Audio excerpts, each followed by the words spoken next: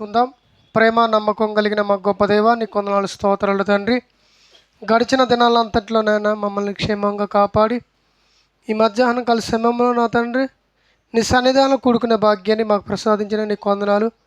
మొదటి వర్తమానంగా నీ కుమారుడు జయశాలి గారు మంచి విషయాలను మాకు తెలియజేశాడు తండ్రి. మరి నీ కుమారుడికి మంచి ఆరోగ్యమైన ఆయుష్ని ప్రసాదించండి. అలాగే నా తండ్రి రెండో వర్తమానంగా నన్ను నిలబెట్టుకొని మరి నా తండ్రి నీ పిల్లలకు నీ వాక్యం చెబుతుండగా సమయోచితమైన జ్ఞానం దయచండి. వెంటనే నీ పిల్లలు వారి యొక్క మనోనేత్రం వెలిగింపబడినట్లు జ్ఞాపకం చేసుకోమని ప్రభువైన యేసుక్రీస్తును మన ప్రార్థనకు సమర్పించుకున్నాం తండ్రి. ఆమేన్. కూడి వచ్చిన మీ అందరికీ ప్రభువైన యేసుక్రీస్తు నామములో వందనాలు శుభములు తెలియజేస్తున్నాను. ప్రియులారా, ఈరోజు ఒక మంచి పాఠాన్ని మనం ధ్యానించుకోబోతున్నాం. శ్రద్ధగా దేవుని యొక్క మాటలు మరి వినవలసిందిగా ప్రేమపూర్వక తెలియజేస్తున్నాను. నీ భక్తి దేవునికి అనుకూలంగా ఉన్నదా? నీ భక్తి దేవునికి అనుకూలంగా ఉన్నదా అని ఒక పాఠాన్ని మనం ఈరోజు ధ్యానించుకోబోతున్నాం. ప్రియమైన దేవుని వారరా, భూమి మీద ప్రతి మనిషి దేవుని యందు భక్తి కలిగి ఉండటం మనందరికీ తెలుసు. దేవుని పేరట ఎంతోమంది మనుషులు కూడా దేవుళ్ళుగా మారటం మనం చూస్తూ ఉన్నాం. మనుషులలో చూడండి, ఏమండి, బట్టలు లేని దేవుడు కూడా ఉన్నాడు. ఏమండి, దుస్తులు లేకుండా దేవుళ్ళు కూడా మరి అవతారాలు ఎత్తారు, మనకి అందరికీ తెలుసు. మరి ఈ యొక్క భక్తి వారిపైన ప్రదర్శించటం మనం చూస్తూ ఉన్నాం. దేవుడి పైన భక్తి అనేది ఆయనకి అనుకూలంగా ఉండాలే కానీ మనకి నచ్చిన విధంగా భక్తిని చేయటం కాదు. భక్తి అంటే ఏదో ఉపవాసం ఉండటం కాదు. భక్తి అంటే ఏదో మందిరానికి వెళ్ళి దేవుని వాక్యం వినడం కాదు. భక్తి అంటే ఏదో పాటలు పాడటం కాదు. చాలామంది వాళ్ళ పాటలు చూస్తుంటే ఎంతో భక్తి ఉన్నట్టుగా అనిపిస్తూ ఉంది. పాటలలో భక్తి కనపరుస్తూ ఉంటారు. అలాగనే వాక్యం చదివేటప్పుడు కూడా వారి యొక్క ఏమండి వాక్యం తీరుని బట్టి కూడా భక్తి కనపరుస్తున్నట్టుగా కనపడుద్ది. అలాగే వాక్యము బోధించే వాళ్ళు కూడా బోధించేంత వరకే వారి భక్తిగా కనపడతారు. కానీ తమ జీవితాలు ఎలా ఉంటాయి అనేది మనం ఆలోచించాలి. దేవునికి అనుకూలమైన భక్తి ఏమిటో బైబిల్ గ్రంథం నుంచి మనం ఒక్కొక్కటి ఆలోచిద్దాం. చూడండి, ఒకసారి అపోస్తుల కార్యములు 10వ అధ్యాయం 22వ వచనం చూడండి ఒకసారి. 10వ అధ్యాయము 22వ వచనం నుంచి ఒకసారి మనం వాక్యాన్ని ధ్యానించుకుందాం. ప్రియమైన దేవుని వాళ్ళరా, అందుకు వారు నీతిమంతుడును దేవునికి భయపడువాడును యూదా జనులందరి వలన మంచి పేరు పొందిన వాడినైనా శతాధిపతి అగు కొర్నేలియను ఒక మనుష్యుడు ఉన్నాడంట. ఎవరి గురించి చెబుతున్నాడు తెలుసా? ఏమండి, ఇటలీ అనే పటాలములో శతాధిపతి అయిన ఒక కొర్నేలి అనే భక్తుడి గురించి చెబుతున్నాడు. ఆ భక్తుడు అంట ఏమంటున్నాడు అక్కడ? చదవండి ఒకసారి 22 వచనంలో. అందుకు వారు నీతిమంతుడును దేవునికి భయపడువాడును యోధ జన్ములందరి వలన మంచి పేరు పొందినవాడైన శతాధిపతి అను కొర్నేలియను ఒక మనుషుడు ఉన్నాడు. అతడు నిన్ను తన ఇంటికి పిలిపించుకొని నీవు చెప్పు మాటలు వినవలెనని పరిశుద్ధ దూత వలన బోధింపబడినని చెప్పిరి. అప్పుడు అతడు వారిని లోపలికి పిలిచి ఆతిథ్యం ఇచ్చారు. ఏమండి, కొర్నేలి అనే భక్తుడి గురించి మనం ఎన్నోసార్లు విన్నాము. నిజంగా భూమి మీద ఆ రోజు ఏమండి అపోస్తులు పరిచర్య చేస్తున్న సమయంలో ఈ కొర్నేలి అనే భక్తుడు బహు ధర్మకార్యాలు చేసేవాడంట. నిజంగా భక్తి అంటే ఏమిటంటే దేవునికి అనుకూలమైనది ఏమండి ధర్మకార్యాలు చేయటమే. నిజంగా అతను దేవుని పట్ల భయము భక్తి కలిగి దేవునికి కార్యాలు అంటే మనుషులకు ధర్మకార్యాలు చేసేవాడు. ఈరోజు మనుషులకు కనబడవాలనని భక్తిని చేస్తున్న వాళ్ళు ఉన్నారు, కానీ దేవునికి భయపడి భక్తి చేసే వాళ్ళు ఉన్నారా? లేరండి. మనుషులు కల్పించిన భక్తిని ప్రదర్శించుతున్నారు. మందిరానికి వెళ్ళి రావడం ఏదో భక్తి అని, పాటలు పాడితే ఏదో భక్తి అని, నోటితో స్తుతి స్తుతి స్తుతి అని స్తుతి చేయటం ఏదో భక్తి అని, వారికి తోచిన ఏదో కానుకను దేవునికి సమర్పించుకుంటే ఇదొక భక్తి అని అనుకుంటున్నారు. కానీ ప్రియమైన దేవుని వలన అది కాదండి నిజమైన భక్తి. ఒకసారి చూడండి మనుషులు ఎలా ఉన్నారో చెబుతున్నాడు ఇక్కడ. యెషయా గ్రంథం 29వ అధ్యాయం 13వ వచనం చూడండి ఒకసారి. యెషయా గ్రంథము 29వ అధ్యాయం 13వ వచనంలో మనుషుల ఆలోచనను ఇక్కడ దేవుడు బైబిల్ గ్రంథంలో రాయించినట్టుగా మనం ఇక్కడ చూస్తున్నాం. దేవుడు ఇలాగ సెలవిస్తున్నాడు, ఈ ప్రజలు నోటి మాటతోనే నా యొద్దకు వచ్చుతున్నారు, పెదవులతోనే నన్ను గనపరుచుతున్నారు, కానీ తమ హృదయము నాకు దూరం అయిపోయిందంట. హృదయం దూరం చేసుకొని పెదవులతో ప్రభువా ప్రభువా దేవునికి స్తోత్రం హల్లెలూయా హల్లెలూయా అని నోటితే పలికితే అది భక్తా అని దేవుడే క్వశ్చన్ ఇస్తున్నాడు. క్వశ్చన్ ఇస్తే ఏమంటున్నాడు? వారు నా ఎడల చూపు భయం అనే భక్తి అనేది మానవుల విధులను వారు నేర్చుకొని ఉన్నారంట. మనుషులను ఏమండి పూర్వపు పెద్దలు ఉన్నారు కదండి, వారి నేర్పిన భక్తినే వీళ్ళు నేర్చుకుంటూ దానిని కనపరుస్తున్నారు. కానీ దేవునికి భక్తి అంటే ఏంటంటే హృదయాన్ని ఆయనకి దగ్గర చేయటం. మనకు హృదయము, మన యొక్క ఆలోచన దేవునితో అనుసంబంధం కలిసి ఉండాలి. ఒక భార్య భర్త వారి యొక్క ఆలోచన కానీ, వారి యొక్క మాటలు కానీ, వారు చేసే పనులు కానీ ఇద్దరికి అనుకూలంగా ఉంటాయి. అంతేగాని భార్య ఒకటి భర్త ఒకటి చేయరు కదండి. భార్య తనకిష్టమైనట్టుగా, భర్త తనకిష్టమైనట్టుగా వాళ్ళు మరి తమ యొక్క కుటుంబాన్ని ఒకళ్ళు కనుక సాగించారనుకోండి, ఆ కుటుంబం నిలబడదు. వారి యొక్క ఇద్దరు మనుషులు కూడా ఒకరి యొక్క ఉద్దేశాలు మరొకరు తెలుసుకొని ఆ యొక్క కాపురాన్ని మరి ముందుకు సాగించడం మనం చూస్తున్నాం. అలాగనే భక్తిగా మనం బతకడం అంటే ఏమిటంటే ప్రియమైన దేవుని వలన మన యొక్క ఆలోచన, మన యొక్క మాట తీరు, మన యొక్క ప్రవర్తన ఎవరికి అనుగుణంగా ఉండాలంటే దేవునికి అనుగుణంగా ఉండాలి అంటున్నాడు. వారు నా ఎడల చూపు భయభక్తులు మానవులు కల్పించినవే. అదే చెబుతున్నాడు, మనుషులు చెప్పినే చేస్తున్నారు. 40 రోజులు భక్తి ఉండాలని చెబుతున్నారు. ఏమండి ఉపవాసం, 40 రోజులు ఉపవాసం ఉండేది మనుషులు కల్పించుకున్నది, అవునా కదండి.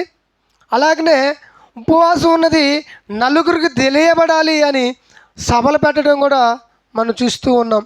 అలాగే దేవునికి స్తోత్రం స్తోత్రం నాయన వందనాలు తండ్రి అని ఇలా ప్రార్థన చేసేటప్పుడు కూడా చూడండి, వాళ్ళు చేసే ప్రార్థన నిజంగా ఎంతో భక్తుడట్టింది, ఆమె ఎంత భక్తి ఉందో, ఎంత ధ్యానత్వం ఉందో అని అనుకుంటారు. అది ఆ భక్తి అంటే కాదు ప్రియమైన దేవుని వలన. ఏమండి మరొక మాటను చూద్దాం. అదే అపోస్తుల కార్యములు 10వ అధ్యాయం 2వ వచనంలో మనందా చదివాను కదా, 10వ అధ్యాయం 2వ వచనం చూద్దాం. ఏమండి అతడు తన ఇంటి వారితో కూడా దేవుని యందు భయము భక్తి గలవాడే ఉండి ప్రజలకు బహుధర్మము చేయుచు ఎల్లప్పుడూ దేవునికి ప్రార్థన చేయవాడు. చూసారండి, దేవుని ప్రార్థన ఎల్లప్పుడూ చేస్తున్నాడట. మన ప్రార్థన ఎప్పుడు చేస్తుంటాం? ఏమండి ఎల్లప్పుడూ నీ జీవితకాలం అంతా ప్రతిరోజు నువ్వు ప్రార్థన చేయగలుగుతున్నావా దేవుని కొరకు? ప్రియమైన దేవుని వారు ఆయన ఎల్లప్పుడూ ఏమండి ధర్మకార్యాలు చేస్తున్నాడంట.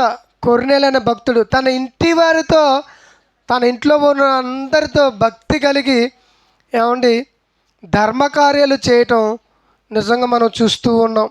ప్రియమైన దేవుని వల్ల ఇంకా అంటున్నాడు, అప్పుడు అంటే అతనికి 3వ వచనం, పగలు ఇంచుమించు 3 గంటల వేళ దేవుని దూత అతని ఎద్దుకు వచ్చి కొర్నేలు అని పిలుచుట దర్శనమందు తేటగా అతనికి కనబడెను. అతడు దూత వైపు తేరి చూచి భయపడి ప్రభువా ఏమని అడిగాను. అందుకు దూత, నీ ప్రార్థనలు నీ ధర్మకార్యాలు దేవుని సన్నిధానంలో జ్ఞాపకార్థంగా చేరేవి. నిజంగా మనం చేసే భక్తి దేవుని సన్నిధానంలో, దేవుడున్న ఆ లోకములోకి జ్ఞాపకార్థం చేయాలి. జ్ఞాపకం చేయటం అంటే గుర్తు చేయటం. ఏమండి, జ్ఞాపకార్థ కూడిక చాలామంది ఎప్పుడు పెట్టుకుంటారండి? ఒక వ్యక్తి చనిపోయినప్పుడు జ్ఞాపకం చేసుకుంటూ, ఏమండి, ఆ యొక్క ప్రార్థన పెట్టడం మనం చూస్తున్నాం, జ్ఞాపకార్థ ప్రార్థనని. కానీ మన యొక్క భక్తి దేవునిని జ్ఞాపకం చేయాలి. ఇదిగో నా కుమారుడు కొర్నేలు, నిజంగా నీ యొక్క భక్తి, నీ యొక్క ధర్మకార్యాలు నన్ను గుర్తు చేస్తున్నాయని ఇక్కడ బైబిల్ గ్రంథంలో మెన్షన్ చేయబడి ఉంది. కాబట్టి ఇప్పుడు మన దేవుని వలన ప్రతి మనిషి ఈరోజు తమ యొక్క భక్తిని దేవునిని జ్ఞాపకం చేసుకునే విధంగా ఉండాలి. చూడండి, మనం ఎన్నోసార్లు చదివాం కదా యోబు గ్రంథము. మరొకసారి చూద్దాం. యోబు గ్రంథం 1వ అధ్యాయం 1వ వచనంలో యోబు గారి గురించి మనం ఒక మాటను ధ్యానించుకుందాం ఈ సమయంలో. ఊదు దేశమందు యోబు అనే ఒక మనుషుడు నేను, అతడు యథార్థవంతుడు, న్యాయంని జరిగించేవాడు, దేవుని యందు భయము భక్తి కలిగి ఉండి చెడుతనాన్ని విసర్జించాలి. భయపడటం అంటే, భక్తి కలిగి ఉండటం అంటే చెడుతనాన్ని నువ్వేం చేయాలి? విసర్జించాలి. అంటే చెడు అంటే పాపపు ఆలోచనలు, పాపపు మాటలు అనేది ప్రతి మనిషిలో నుండి దూరం చేయబడాలి. ఇప్పుడు మన దేవుని వలన అది నిజమైన భక్తి. అంటే దేవునికి అనుకూలమైన భక్తి ఏంటంటే చెడు కార్యములు, చెడు ఉద్దేశాలు, చెడు పనులు బంద్ చేయాలి. ఈరోజు క్రైస్తవులైన వారు దేవునికి అనుకూలమైన భక్తి చేయట్లేదు. ఏమండి, గడిచిపోయిన 30 రోజులు 40 రోజులు భక్తి చేశారు. మరి ఇప్పటి నుంచి ఇక భక్తి అనేది వారిలో కనపడిద్దా? ఏమండి, కనపడదు. ఆ యొక్క 40 రోజుల వరకు పరిమితంగా భక్తి కనబడుతుంది. మరి మిగతా రోజులంతా ఏమండి, కొర్నేలు గారు ఒక 40 రోజులు, ఒక 30 రోజులు, ఒక సంవత్సరం ఆయన భక్తిని ప్రదర్శించలేదు. తన జీవితకాలం అంతా కూడా భక్తిని ప్రదర్శించాడు. కాబట్టి దేవుడు మరి ఏమండి లూకా ద్వారాగా, డాక్టర్ లూకా గారి ద్వారాగా దేవుడు రాయించాడు. ఆయన రాసేటప్పటికి ఈ కొర్నేలు గారు ఉన్నారో లేదో కూడా తెలియదు. కాబట్టి ప్రియమైన దేవుని వలన ఆ భక్తి దేవునికి అనుకూలంగా ఉంటుందా, నేను చేసే భక్తి దేవుడికి నచ్చుతుందా, దేవుని సన్నిధానంలో జ్ఞాపకం చేస్తుందా అనేది మనం ఆలోచన చేసుకోవాలి. మనకు నచ్చిన భక్తి చేయటం కాదు, మనకు నచ్చినట్టుగా భూమి మీద బ్రతకటం కాదు, దేవుడికి నచ్చే విధంగా భూమి మీద భక్తి చేయాలి.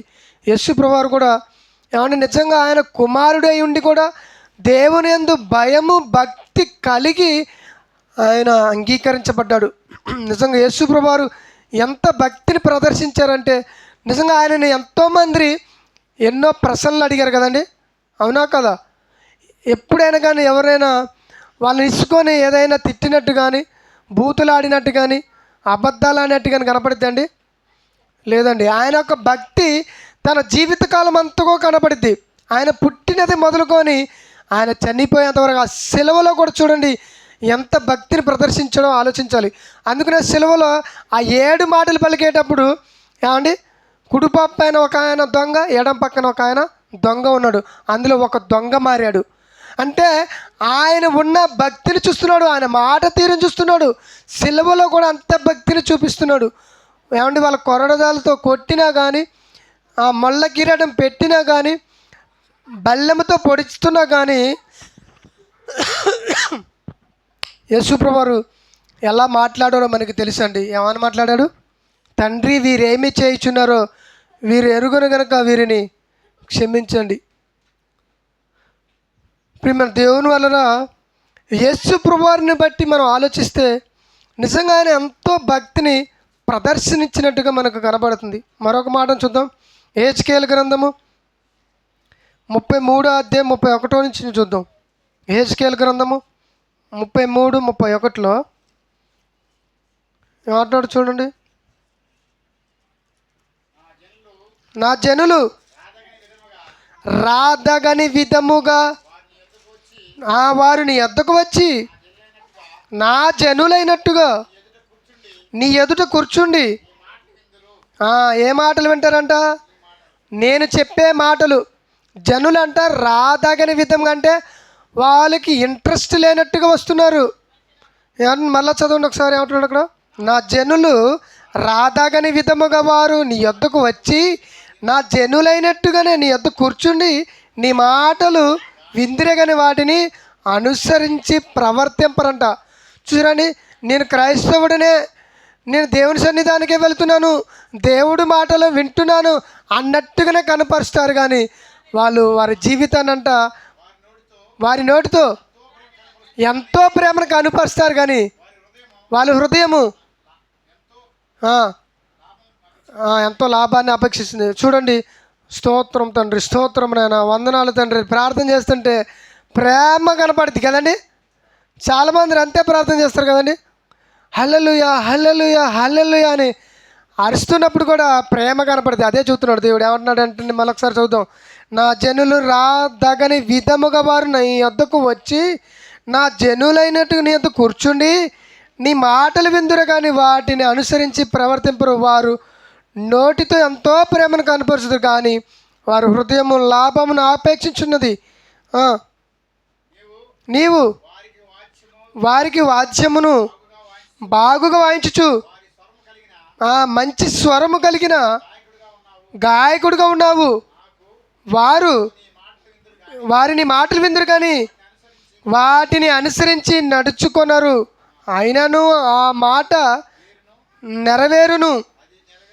అది నెరవేరగా ప్రవక్త యొక్కడు తమ మధ్య నుండునని వాళ్ళు తెలుసుకుంటారు. ఏదో దైవజనుడు చెబుతున్నాడు, మాటలు మంచి మాటలు చెబుతున్నాడు, బాగున్నాయి అని ఒక సర్టిఫికేట్ ఇస్తున్నారు. నన్ను కూడా చాలామంది మన చెరువుమార గ్రామంలో వాక్యం చెబుతున్నప్పుడు చాలామందికి వాక్యం బాగా చెబుతున్నావు, మరి మంచిగా చెబుతున్నావు అని నాకేదో సర్టిఫికేట్ ఇస్తున్నారు.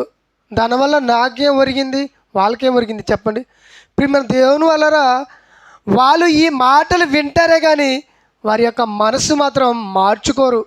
వాక్యం బాగుందంటారు, పాటలు బాగా పాడుతున్నారు అంటారు, మీరు బాగా సభలు చేస్తున్నారు అంటారు, వాక్యం నచ్చింది అంటారు, కానీ తమ యొక్క మనసు మాత్రం మార్చుకోరు.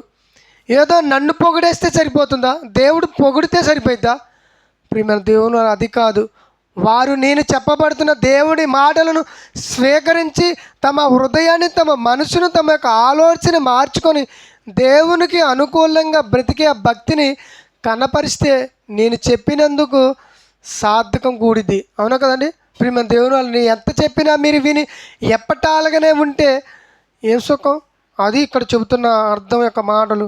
మరొక మాటను చూద్దాం. తిమోతి రాసిన 2వ పత్రిక 3వ అధ్యాయం 5వ వచనంలో దేవునికి అనుకూలమైన భక్తి ఏంటో ఇక్కడ ఒక మాటను మనం చూద్దాం. తిమోతి రాసిన 2వ పత్రిక 3వ అధ్యాయం 5వ వచనంలో 3వ అధ్యాయం 5వ వచనం, పైకి భక్తి గలవారిగా ఉండి దేవుని యొక్క శక్తిని ఆశ్రయించని వారినై ఉందురు, ఇట్టి వారికి విముఖుడువై ఉండుము అంటున్నాడు అపోస్తలుడైన పౌలు. పైకి ఎలా కనపడుతున్నారంట వాళ్ళు?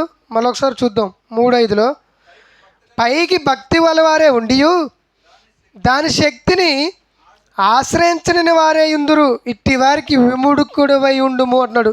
పైకి ఏమో భక్తిగా కనపడుతున్నారు, కానీ లోపల ఎలాంటి క్రూర స్వభావం కనపడుతుందో మనం ఆలోచించాలి. పైకి ఏమో ఏమండి మంచిగా కనపడుతున్నారు, కానీ లోపల ఏమండి ఎలాంటి చర్మాన్ని, తొడేలు చర్మాన్ని ధరించుకొని ఉన్నారు. నిజంగా యేసుక్రీస్తు వారు కూడా అందుకనే ఒక మాట చెప్పాడు. ఏమన్నాడండి? మిమ్మల్ని తొడేళ్ళ మధ్యకి పంపిస్తున్నాను, పాముల మధ్యకి పంపిస్తున్నాను. పాముల వలె వివేకులను, పావురం వలె నిష్కప్పులనై ఉండండి అంటే మనుషులు పైకి ఏదో భక్తిగా కనపడతారు, కానీ వాళ్ళ హృదయం ఎలా ఉందో అది దేవుడికే తెలుసు, కానీ మనుషులకి తెలియదండి. అందుకనే యేసుప్రభువు వారు పంపేటప్పుడు జనాల మధ్యకి శిష్యులు పంపేటప్పుడు జాగ్రత్త చెబుతున్నాడు, జాగ్రత్త చేస్తున్నాడు. అంటే ఇప్పుడు మన దేవుని వల్ల పైకి భక్తిగా కనపడతారు, కానీ లోపల క్రూరత్వ స్వభావం అనేది అలాగనే ఉండిపోతుంది అంటున్నాడు. ఆ యొక్క క్రూరత్వ స్వభావం అనేది వారిలో నుండి బయటికి వచ్చి దేవుని కొరకు యథార్థంగా మారై దేవుని కొరకు ఉన్నతంగా బ్రతికే మనుషులు ఈరోజు మనకి కనపడరు. అందుకని అలాంటి వారికి ఎలా ఉండాలంటున్నాడు? విముఖుడు అంటే వాళ్ళకి వేరుగా ఉండమంటున్నాడు, వారితో సహవాసం చేయవద్దు అంటున్నాడు. ఇంకేమన్నాడు? 6వ వచనం, పాప భరితులై నానా విధములైన దురాశల వలన నడిపింపబడి ఎల్లప్పుడూ నేను నేర్చుకుంటున్నాను అంటున్నాడు. సత్య విషయమైన అనుభవ జ్ఞానము ఎల్లప్పుడూ పొందలేని అవివేక స్త్రీల యొక్క ఇళ్లలో చచ్చి వారిని చెరపట్టుకొని పోవు వారు వీరిలో చేరారు అంటున్నాడు. ఆ కాలములో ఏమండి, ఏ కాలములు అంటే ఈ అపోస్తలులైన పౌలు గారు ఈ ఉత్తరం రాస్తున్న కాలములో తిమోతికి పత్రిక రాస్తున్నాడు. నాయన వారి పైకి భక్తిగా కనపడుతూ కానీ వాళ్ళు పాప భరితులు, నానా విధములైన దురాశలు కలిగిన వారు ఎల్లప్పుడూ నేర్చుకుందరు కానీ ఆ నేర్చుకున్న దాని ప్రకారంగా సత్య విషయమైన అనుభవ జ్ఞానాన్ని వాళ్ళు పొందుకోలేకపోతున్నారు. కాబట్టి నువ్వు జాగ్రత్త పడు నాయన. వాళ్ళు ఎలాంటి వారంటే అవివేకులైన స్త్రీలలో చచ్చి వారిని ఈడ్చుకొని పోతారు అని అంటున్నాడు. అంటే ప్రియమైన దేవుని వాళ్ళు చూసారండి ఎంత ఘోరం జరుగుతుందో సంఘాలలో. సంఘస్థులలో చాలామంది విశ్వాసులుగా దేవుని నమ్ముకొని ఏమండి ప్రార్థన మందిరికి వెళ్తారు కానీ వారి యొక్క బ్రతుకు తీరు మాత్రం ఏమండి మారినట్టుగా కనపడదు. అందుకనే ఇక్కడ జాగ్రత్త పడమంటున్నాడు. చూడండి, లూకా సువార్త 2:37 చూద్దాం ఒకసారి. లూకా సువార్త 2:37 మనం ఒకసారి చదువుకున్న వాటిని ఈ మాట కూడా మరొకసారి చూద్దాం. లూకా సువార్త 2:37 84 సంవత్సరములు విధవరాలై ఉండి దేవాలయాన్ని విడవక ఉపవాస ప్రార్థనలతోనూ రేయింబగులు సేవ చేయుచున్నాడండి. విడవక ఉపవాస ప్రార్థనలు కూడా విడవలేదు. తన జీవితకాలం అంతా ఉపవాసం ఉంటూ ప్రార్థనలు చేస్తూ దేవుని మందిరాన్ని విడిచిపెట్టుకోకుండా దేవుని కొరకు ఉన్నతంగా బతికిన వ్యక్తిగా ఇక్కడ ఒక స్త్రీ కనపడుతుంది. కానీ చాలామంది చూడండి, ఏదో క్రిస్మస్కో, కొత్త సంవత్సరానికో, ఈస్టర్కో, గుడ్ ఫ్రైడేకో అలా దేవుని సన్నిధానంలో కనపడిపోయే వాళ్ళు చాలామంది ఉన్నారు. కానీ ఏమంట ఎడవలేదంట. తన జీవితకాలం అంతా కూడా దేవుని విడిచిపెట్టుకోకుండా ప్రతి దినము ఉపవాసం ఉంటూ ఏమండి ప్రార్థన చేస్తూ ప్రతి రోజు తన జీవితంలో ప్రార్థన చేసుకుంటూ దేవుని కొరకు ఏమండి సేవ చేసిన రేయింబగులు సేవ చేయటం ఏమండి ఇలా బ్రతకటమే దేవునికి అనుకూలమైన భక్తి. ప్రియమైన దేవుని వారు ఆలోచించండి. ఒకసారి మరొక మాట చూద్దాం. అదే తిమోతి రాసిన మొదటి పత్రిక 2వ అధ్యాయము. తిమోతి రాసిన మొదటి పత్రిక 2వ అధ్యాయం 1వ వచనం నుంచి చూడండి ఒకసారి. తిమోతి రాసిన పత్రిక అందరు తీయాలి. తిమోతి రాసిన మొదటి పత్రిక 2వ అధ్యాయం 1 నుంచి మనము దేవునికి అనుకూలమైన భక్తి అంటే ఇక్కడ చెబుతున్నాడు అపోస్తలులైన పౌలు గారు. మనము సంపూర్ణమైన భక్తియు మాన్యత కలిగి నెమ్మదిగాను సుఖముగాను బ్రతికే నిమిత్తము అన్నిటికంటే ముఖ్యముగా మనుషులందరి కొరకు, రాజుల కొరకును, అధికారుల కొరకును విజ్ఞాపనను, ప్రార్థనను, యాచనలను, కృతజ్ఞతాస్తుతులు చేయవలనని హెచ్చరించుచున్నాను. ఇది మంచిది, మన రక్షకుడైన దేవునికి అనుకూలమైన భక్తి. చూసారండి, ఇక్కడ కనపడుతుంది మన పాఠం పేరు కదా. దేవునికి నీ భక్తి అనుకూలంగా ఉండాలి అంటే ఫస్ట్ ఏముండాలంటే సంపూర్ణమైన భక్తి. సగం సగం భక్తి కాదు, సంపూర్ణంగా మారిపోయి కనపడాలి. యేసుక్రీస్తు వారి భక్తి కూడా చూడండి సంపూర్ణమైన భక్తి. యోబు గారి భక్తి కూడా సంపూర్ణంగా కనపడుద్ది. అపోస్తలులైన పౌలు గారిది కూడా సంపూర్ణమైన భక్తి. అలా సంపూర్ణమైన భక్తియు మాన్యత కలిగి నెమ్మదిగా ఉండాలి. మన జీవితం అంతా నెమ్మదిగా కనపరచాలి. ఇంకా అన్నాడు, సుఖముగాను బ్రతుకు నిమిత్తం అన్నిటికంటే ముఖ్యంగా రాజుల కొరకును మనుషులందరి కొరకును మనం ఏం చేయాలి?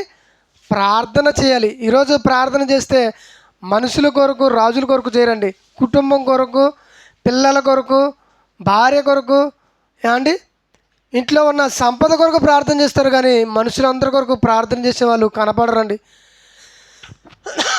అవునా కదా? మీరు ఒకసారి ఆలోచించండి. అవునా కదండి? ప్రియమైన దేవుని, నా కుటుంబాన్ని జ్ఞాపకం చేసుకోండి, నా తల్లిదండ్రులను జ్ఞాపకం చేసుకోండి, నా పిల్లల్ని జ్ఞాపకం చేసుకోండి, నా బిడ్డకి మంచి భర్త వచ్చేటట్టు జ్ఞాపకం చేసుకోండి తండ్రి. ఇలా ప్రార్థన చేస్తారు, కానీ మనుషులందరి గురించి ఆలోచించి ప్రార్థన చేసేవాళ్ళు కనబడరండి. కానీ ఇక్కడ ఏమంటున్నాడంటే మనుషులందరి కొరకు ప్రార్థన చేయాలి, రాజుల కొరకు ప్రార్థన చేయాలి, మన కుటుంబం కొరకు ప్రార్థన చేయాలి, సంఘం కొరకు కూడా ప్రార్థన చేయటమే దేవునికి అనుకూలమైన భక్తి అనేది ఇక్కడ అపోస్తులైన పౌలు గారు మరి ఈ యొక్క తిమోతి పత్రికలో మనకి కనబడుద్ది. ఏమంటున్నాడు అక్కడ? ఇది మంచిదు, మన రక్షకుడు దేవుని దృష్టికి అనుకూలమై ఉన్నది. ఆయన మనుషులందరూ రక్షణ పొంది సత్యమును గూర్చిన అనుభవజ్ఞానమై ఉండవాలని దేవుడు ఇష్టపడుతున్నాడు. అంటే సత్యము అనగా వాక్యము. ఈ వాక్యములో అనుభవమును సంపాదించుకోవాలి మనం. ఏమండి? పనిలో అనుభవాన్ని సంపాదించుకునే వాళ్ళు చాలామంది కనపడుతుంటారు. పనిలో అనుభవాన్ని సంపాదించుకునే వాళ్ళు ఉన్నారు. ఏమండి? కారు తోలడంలో అనుభవాన్ని సంపాదించుకునే వాళ్ళు ఉన్నారు. బండి తోలడంలో అనుభవం సంపాదించుకునే వాళ్ళు ఉన్నారు. కానీ వాక్యంలో అనుభవం సంపాదించుకునే వాళ్ళు మనకి భూమి మీద చాలామంది కనపడరు. కాబట్టి ఇప్పుడు మనం దేవుని వారా మరొక మాటను చివరిగా ఈ మాటను చూసుకొని ఈ సమయంలో ముగించుకుందాం. ఏమండి? దేవునికి అనుకూలమైన భక్తి ఏంటో యాకోబు రాసిన పత్రిక 1:26 చూడండి ఒకసారి. చివరి వచనంతో ఈ యొక్క ఆధారపు ఆరాధన ముగించుకుందాం. 1:26 ఎవడైనను నోటికంటే కళ్ళము పెట్టుకొనక తన హృదయమును మోసపరుచుకొనుచు నేను భక్తి గలవాడినని అనుకుని ఎడల, వాడు భక్తి అంటే అర్థమేనంట. నోటికి కళ్ళం పెట్టుకోవడం అంటే ఎప్పుడు చూసినా తగాదలే, ఎప్పుడు చూసినా బూతులే, ఎప్పుడు చూసినా అబద్ధాలే, ఈ నోటితో ఎప్పుడు గొడవలే చేస్తారు చూడ, వాడిది నిజమైన భక్తి కాదు. అదే చూస్తున్నాడు. ఏమంటే మరొకసారి చూద్దాం. ఎవడైనా కళ్ళానికి ఏమన్నా నోటికి ఏం పెట్టుకోవాలంట? కళ్ళెం పెట్టుకోవాలంట. ఏమండి? చూడండి, ఒక గేదె ఉంది కండి. గేదె మరి అది ఈనినప్పుడు చిన్నపిల్లగా ఉంటుంది కదా, దానికి నోటికి ఏం పెడతారు? చిక్కం పెడతారు. ఎందుకని? మట్టి మసానే కాకుండా, అలాగనే బర్రె దగ్గరికి పోయి కూడా పాలు తాక్కోకుండా, ఏమంటే దానికి సేఫ్టీ కోసం ఏం పెడతారు? చిక్కం పెడతారు. అలాగనే దేవుడు ఏమంటాడంటే, చదువు, ఎవడైనా నోటికి కళ్ళం పెట్టుకొనక తన హృదయాన్ని ఏం చేసుకుంటున్నాడంట? మోసం చేసుకుంటున్నాడంట. అంటే నోటికి కళ్ళం లేకపోతే హృదయం మోసపరచబడిద్దా అంటే అవును ప్రియమైన దేవుని అలా ఈ యొక్క హృదయం మోసపరుచుకొనుచు నేను భక్తుడిని అని నువ్వు అనుకుంటే నీ భక్తి వ్యర్థమరా నాయన. నీ నోటినే కళ్ళం పెట్టుకోలేవు, నీ నోటినే జాగ్రత్త చేసుకోలేవు, నీ నోటినే కాపాడుకోలేవు. అలాంటప్పుడు నువ్వు భక్తుడు అని ఎలా చెబుతున్నావు? ఆ భక్తి వ్యర్థం కదా అని చెబుతూ ఇంకేమంటున్నాడు? తండ్రి అయిన దేవుని ఎదుట పవిత్రత కనపడాలి, నిష్కంకలం కనపడాలి. భక్తి ఏదంటే దిక్కులేని పిల్లలను, విధవరాండ్రను వారి ఇబ్బందిలో పరామర్శించుట, ఇహలోక మాలిన్యాన్ని తన అంటకుండా తనను తాను కాపాడుకోవాలంట. చూసారండి? దిక్కులేని ఏమండి పిల్లలను, విధవరాలను పరామర్శించాలంట. అంటే పరామర్శించాలంటే అమ్మ బాగున్నారమ్మ, మరి మీరు తిన్నారా లేదా, మీకు భోజనం ఉందా లేదా అని పరామర్శించడం. తమ్ముడు కూడా మన క్రిస్మస్ పండుగకి ఏంటిది ఫ్రూట్స్ పంచాడు. అవును కదండి? విధవరాళ్ళకి, ముసలైన వారికి మరి ఫ్రూట్స్ పంచడం ఇది నిజమైన భక్తి. ఇలాంటి భక్తి దేవుని వాక్యం తెలిసిన వాళ్ళే చేయాలని ఆలోచన పడుతుంది, మిగతా వాళ్ళు చేయరు. ఏమండి? 40 రోజులు ఉపవాసం ఉన్నారు, కానీ వారి యొక్క భోజనాన్ని ఇతరులకు పెట్టారని ఒక్కలైనా పెట్టలేదు ప్రియమైన దేవుని. కానీ ఏమండి? నిజమైన భక్తుడు ఎవరంటే ఇతరులకి సహాయపడాలి, ఇతరులను ఆదుకోవాలి, వారి యొక్క ఇబ్బందులను పరామర్శించాలి అనుకుంటాడు చూన, వాళ్ళదే నిజమైన భక్తి. అదే చూస్తున్నాడు. 27 చూద్దాం. తండ్రి అయిన దేవుని ఎదుట పవిత్రమును నిష్కలంకమైన భక్తి ఏదనగా దిక్కులేని పిల్లలను, విధవరాలను వారి ఇబ్బందిలో పరామర్శించుటూ ఇహలోక మాన్యాన్ని అంటే పాపపు మలినం ఉంటుంది కదా, మలినం. ఆ మలినం అనేది తనకు అంటుకోకుండా జాగ్రత్త పడుతూ ఎవరైతే బతుకుతారో వాళ్ళే దేవునికి అనుకూలమైన భక్తులు. అందుకని చూడండి, ఈ యొక్క ఎండాకాలం సీజన్ అంతా కూడా చూడండి, మన బైబిల్ యూనివర్సిటీ వాళ్ళు చాలామంది చలివేంద్రాలు, మజ్జిగను ఇలా చాలా రకాలైనవి ఏమండి మరి అందించడానికి ప్రయత్నం చేస్తున్నారు కదండి. అవునా కదా?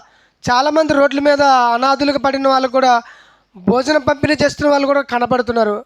అంటే ప్రియమైన దేవుని వలన ఇలా దేవునికి నచ్చిన భక్తి ఏదంటే ఇతరులను పరామర్శించటం, దిక్కులేని పిల్లలకు సహాయం చేయటం, విధవరాళ్ళకు సహాయం చేయటం, భోజనం లేక రోడ్డు మీద ఏమండి ఎంతోమంది ఉన్నారు కదా, తమ కాలాన్ని గడుపుతున్నారు. అలాంటి వారికి భోజనాన్ని అందించడం, చలివేంద్రాలు పెడుతూ మంచినీళ్ళు అందించడం, మజ్జిగను అందించడం, ఏమండి అప్పుడప్పుడు చూడండి దుస్తులు అందిస్తున్నారు, దుప్పట్ల పంపిణీ, ఇలాంటి కార్యక్రమాలన్నీ చేయటం అనేది దేవునికి అనుకూలమైన భక్తి అనేది బైబిల్ యొక్క మాటల సారాంశము. మరి కళ్ళు మూసుకున్న ప్రార్థన చేసుకుందాం. ప్రార్థన. ప్రేమ నమ్మకం కలిగిన మా గొప్ప దైవానికి వందనాలు, స్తోత్రాలు తండ్రి. గడిచిన దినాలంతట్లో నాయన నిజంగా మమ్మల్ని క్షేమంగా కాపాడి ఈ మధ్యాహ్నకాల సమయంలో నా తండ్రి నీ సన్నిధానం కూడుకుని మంచి మాటలు మేము నేర్చుకున్నాము నాయన. విన్న మాటలు నీ పిల్లలు మర్చిపోకుండా తమ హృదయాలు ఫలింపజేయండి తండ్రి. నిజంగా భక్తి అంటే ఏమిటో నాయన ఇప్పటి వరకు మరి మీరు మాకు ఇచ్చిన బైబిల్ గ్రంథం నుంచి ఎన్నో మాటలు నేర్చుకున్నాం. దాని ప్రకారం మేము కూడా ప్రవర్తిస్తూ మమ్మల్ని మేము మోసపరచుకోకుండా అనేకులకు మాదిరిగా ఉండుటకు సహాయాన్ని తెచ్చేయండి. అలాగనే నీ కుమారుడు యేసుక్రీస్తు వారి యొక్క శరీరంలోనూ రక్తంలోనూ పాలు పొందే భాగ్యం కూడా ప్రసాదించమని ప్రభువైన యేసుక్రీస్తు మన ప్రార్థనకు సమర్పించుకున్నాం తండ్రి. ఆమేన్.